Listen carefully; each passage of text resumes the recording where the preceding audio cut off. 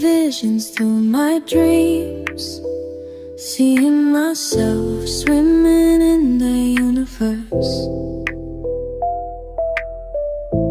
My ancestors gave me gifts to read cards, predict and heal. My name is Daphne, but spirit calls me Babylon. Angels communicate through numbers. Intuition is so deep. The gift I fully embrace within.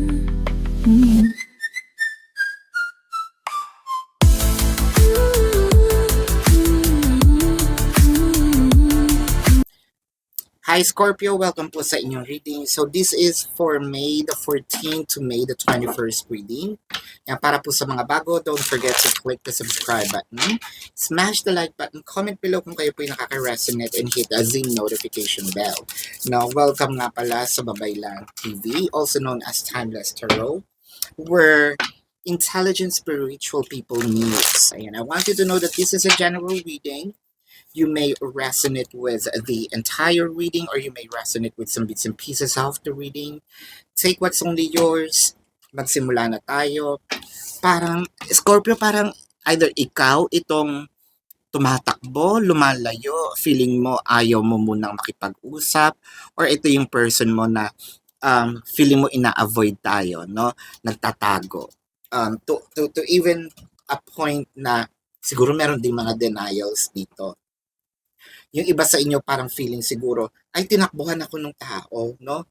Ano kayang nangyari? Ano kayang nagawa ko? So, ang daming tanong na parang gumugulo sa isip mo ngayon. Wala naman akong, hindi ko naman siya ginawa ng masama.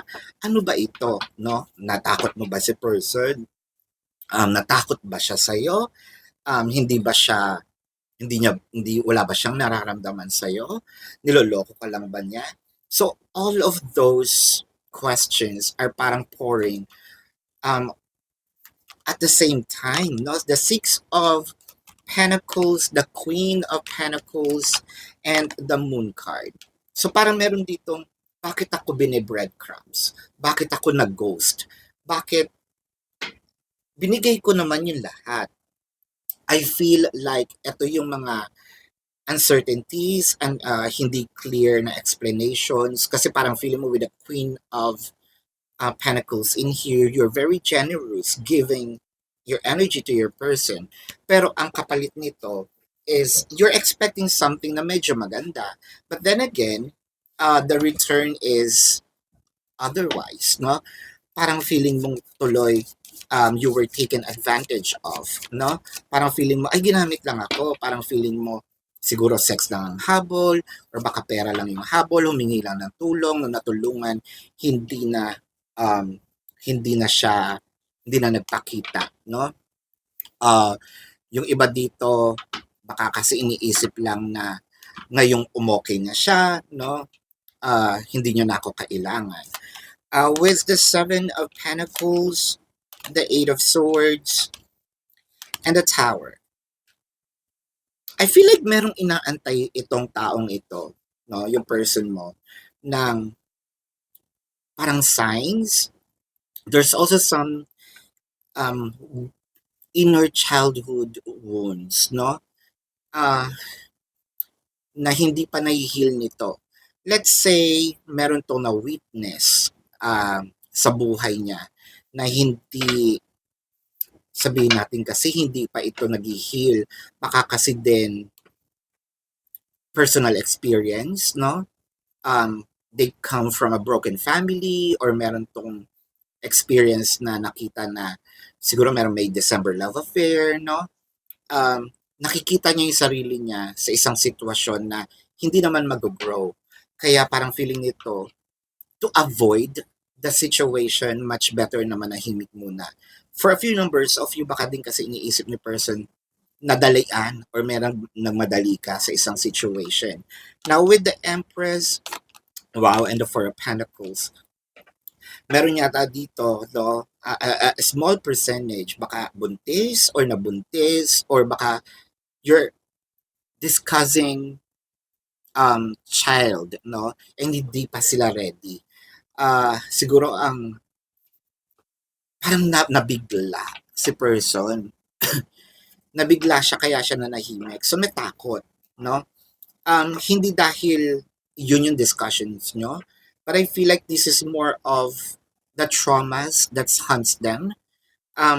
Marami kasing nangyari dito sa person mo when your person was a kid, no? And I feel like masyado niyang kinimkim yung mga sama ng loob.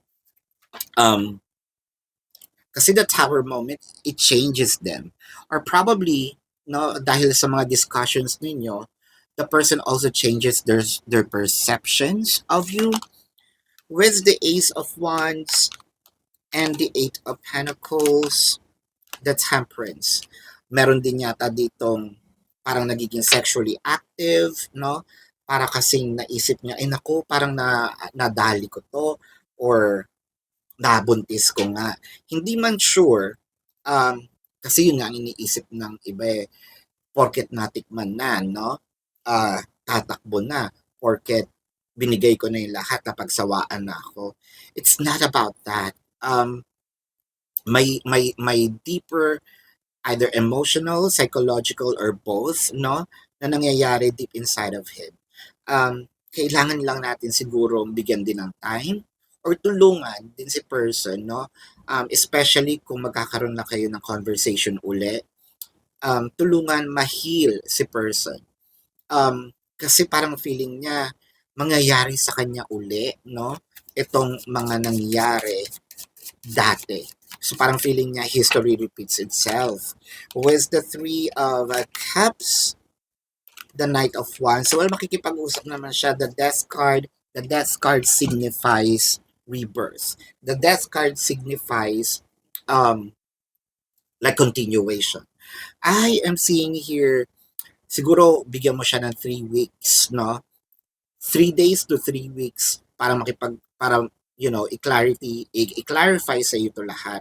With the Death card in here, magdedire-diretso naman itong relationship. But I feel like itong nangyayari ngayon, it may be just a pause, no, dito sa connection, pero hindi naman yun nangangahulugan tinakbuhan ka na, totally nagtago. Again, meron lang ditong fear na namumuo dahil nga sa mga nangyari sa kanyang past, no? So this is your reading. Let's check the zodiac sign of your person. Pero bago yan, gusto ko pong sabihin sa inyo, nasa kabilang channel, Babaylan TV, diyan po ako nagla-live, no? So, pwede po kayong sumali sa live sessions. Kung hindi nyo po maabutan yung live sessions, pwede naman kayo magtanong dito sa ating comment section as long as yung question po is answerable by yes or no. Pero kung hindi po kayo papatulugin ng yes or no nyo, dumiretso na po kayo dun sa ating website. Sa description box ng video na ito, there is a link. No? Click the link, you will be routed to my website. Nandun po yung information, name, number, QR code, amount per questions for your reference. Take advantage of the 4 questions plus 1 kasi discounted po yun. And if you want to book a private reading, nandun din po siya.